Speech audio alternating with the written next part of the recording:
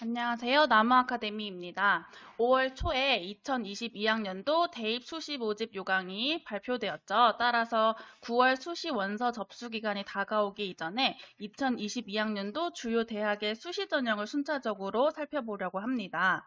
각 학교 입학처 홈페이지에 들어가 보시면 이렇게 입시 요강을 PDF 파일로 다운받으실 수 있는데요. 파일의 내용이 방대한 만큼 주요 내용만을 정리해서 이렇게 나무 아카데미 홈페이지와 블로그에 글을 게시해놨어요. 이 정리 글을 바탕으로 설명을 해보도록 하겠습니다.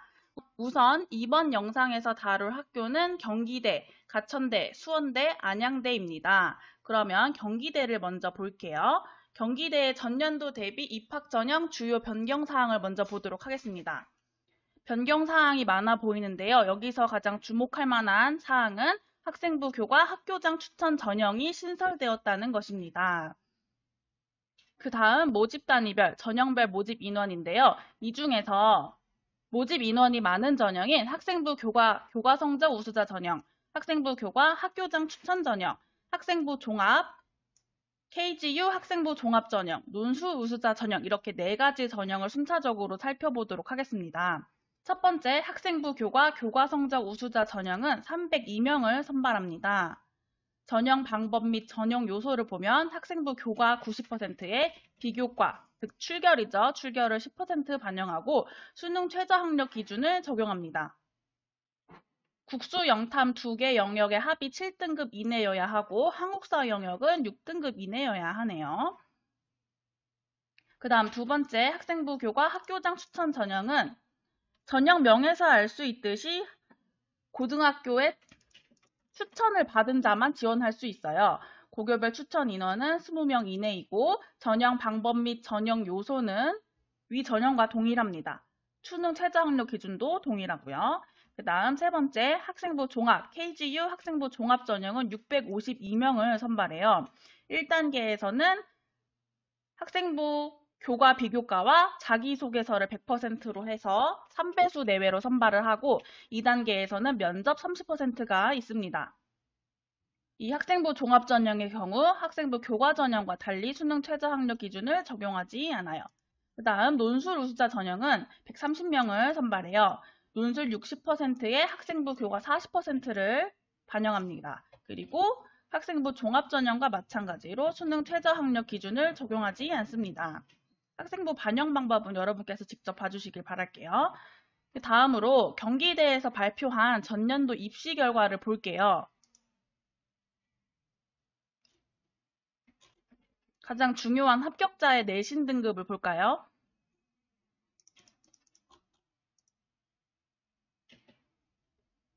학생부 교과 성적 우수자의 전형을 보면은 최초 합격자의 평균이 가장 높은 모집 단위는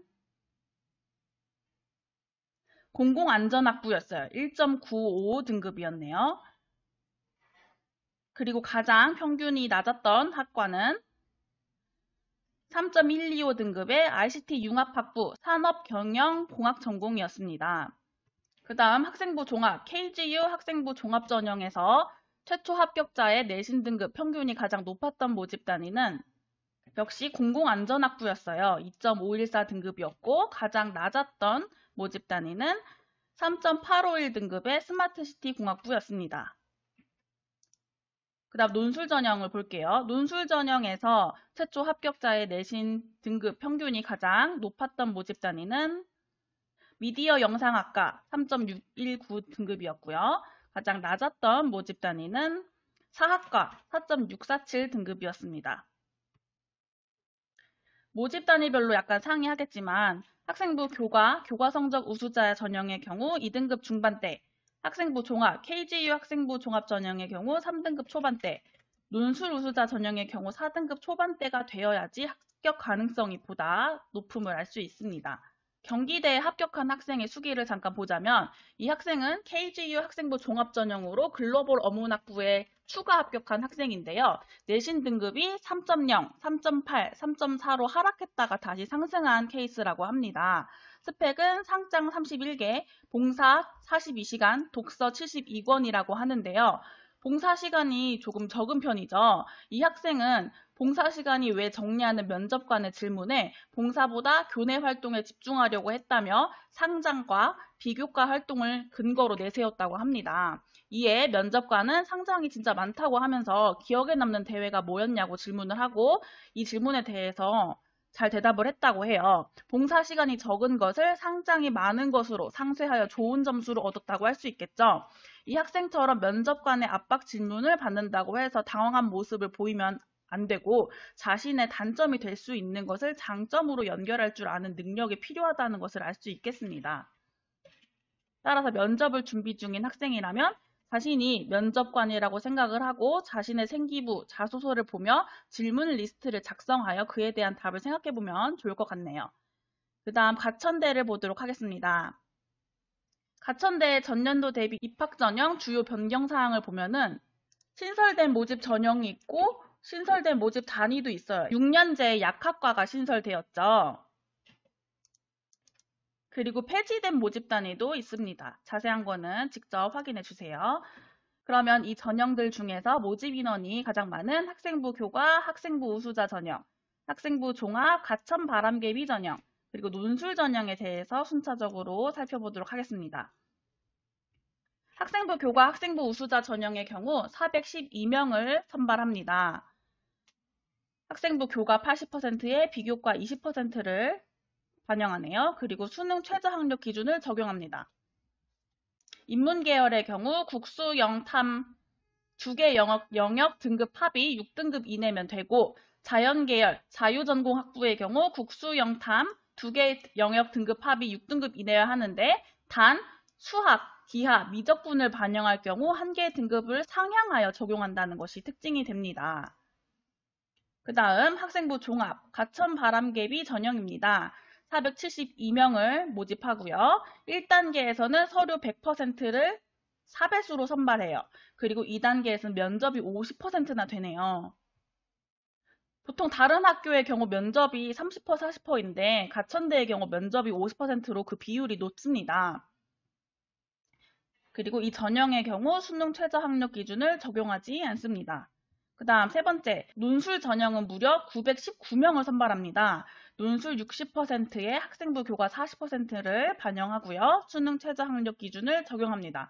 그런데 수능 최저 학력 기준이 되게 낮은 편이에요. 국수 영탐 1개 영역만 3등급 이내면 되네요. 학생부 교과 전형보다 수능 최저 학력 기준이 낮은 편이죠.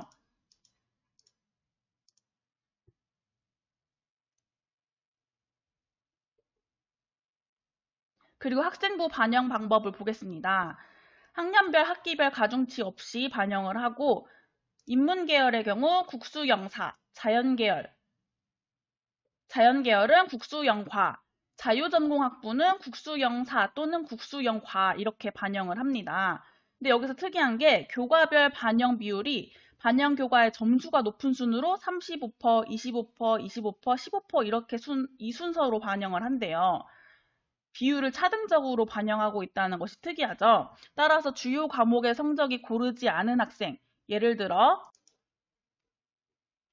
국어 3등급, 수학 3등급, 영어 3등급, 사회 3등급, 총 평균이 다 3인 학생보다 국어 1등급인데 수학은 7등급, 영어는 2등급인데 사회는 5등급인 학생이 보다 유리하겠네요. 그 다음은 전년도 입시 결과를 살펴볼게요. 가천대의 경우 아직 2021학년도 입시 결과를 발표하지 않아서 2020학년도 입시 결과를 바탕으로 살펴보도록 하겠습니다. 이 표를 보면은 알 수 있듯이 합격자의 학생부 등급이 보통 다 2등급 중반대예요. 물론 의예과, 한의예과는 1등급 극초반대죠. 한의예과와 의예과를 제외하고 2등급 중반대의 성적이면 합격 가능성이 보다 높겠습니다. 앞서 언급했듯이 가천대는 반영교과의 점수가 높은 순으로 교과를 반영해요. 따라서 국영수의 성적은 높지 않지만 사회의 성적이 압도적으로 높은 학생이다. 그렇다면 이 전형을 노려볼 만하겠죠. 실제로 학생부 교과 전형으로 기계공학과에 최초 합격한 학생의 경우 전체 내신 등급은 2.5였으나 가천대식으로 환산한 내신 등급은 1.9였다고 합니다. 대학교마다 학생부 반영 비율 및 방법이 다르므로 자신에게 유리한 반영 비율 및 방법을 찾아 자신에게 유리한 전형을 노리는 것이 중요하겠습니다. 그 다음 수원대를 보겠습니다. 수원대의 주요 변경 사항은 가천대와 마찬가지로 적성고사 전형의 폐지가 되겠습니다. 그리고 논술고사 전형이 신설되었다는 것이 주목할 만한 주요 변경 사항입니다. 그럼 모집 인원이 가장 많은 전형인 학생부 교과 우수자 전형과 학생부 교과 면접 교과 전형, 그리고 논술 위주 전형에 대해서 살펴보도록 할게요. 수원대는 학생부 종합 전형이 없습니다. 첫 번째, 학생부 교과 우수 전형은 132명을 선발합니다. 여기서 근데 중요한 것은 검정고시 합격자는 지원이 불가능하고 2017년 2월 이전에 졸업한 자도 지원이 불가능합니다. 학생부 100%를 반영하고 수능 최저 학력 기준을 적용해요. 국영수 탐, 한개 영역 4등급 이내입니다. 그 다음 학생부 교과 면접 위주 교과 전형은 278명을 선발하고 지원 자격은 이 전형과 동일합니다. 전형 방법 및 전형 요소를 보면 학생부 60%의 면접이 40%입니다.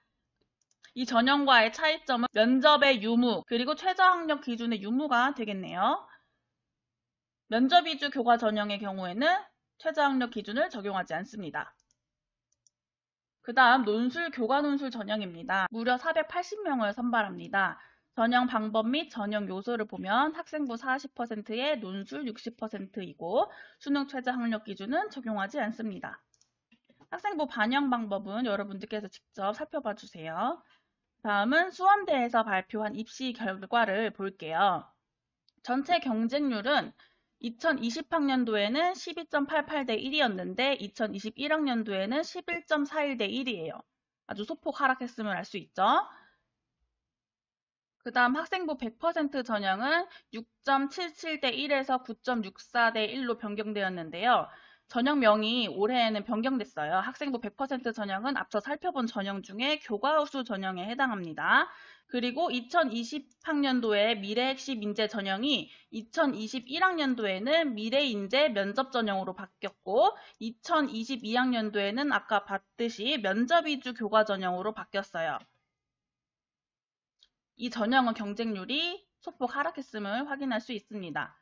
그 다음 합격자의 내신 등급을 볼게요. 학생부 성적 평균이 가장 높았던 모집 단위는 간호학과입니다. 2.5등급이고요. 그리고 가장 낮았던 모집 단위는 전자재료공학부입니다. 5등급이었네요. 그리고 면접 위주 교과 전형에서 이 경우에는 1단계 합격자 학생부 성적의 평균입니다. 학생부 성적 평균이 가장 높았던 모집 단위는 역시 간호학과예요. 2.5등급. 간호학과를 제외하고는 미디어 커뮤니케이션 학과가 그 다음으로 높았습니다.